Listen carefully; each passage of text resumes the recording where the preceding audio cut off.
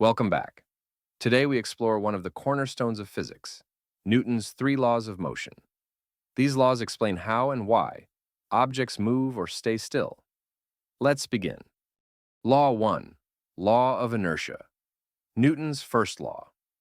The law of inertia says an object will stay at rest or keep moving in a straight line at the same speed unless a net force acts on it. Inertia means resistance to change in motion. A book on a table stays still until you push it. A moving car keeps rolling until brakes or friction slow it down. Things don't start, stop, or change direction without a force. Law 2. Law of acceleration. Newton's second law explains how forces change motion. It's the famous equation, force equals mass times acceleration. Push an empty shopping cart, it speeds up quickly. Push a heavy, full cart, it speeds up slowly. The more mass an object has, the more force it takes to speed it up, slow it down, or change its direction. Law 3.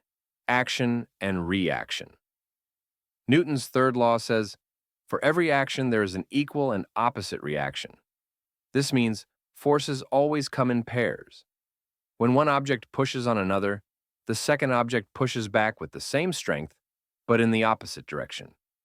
A rocket launches, hot gases push down, the rocket goes up. Jump off a small boat, your body moves forward, the boat drifts backward. Push on a wall, the wall pushes back on you with equal force. So remember, every action force always has a reaction force equal in size and opposite in direction. You've just learned Newton's three laws of motion. 1. Objects resist changes in motion. 2. Force equals mass times acceleration. 3. Every action has an equal and opposite reaction. If you want to go further, check out my video on projectile motion. It's linked right here on screen. That lesson builds directly on Newton's laws and shows how they work in real problems. Don't forget to like, subscribe, and in the comments, share your own real-life example of Newton's laws in action. Thanks for watching.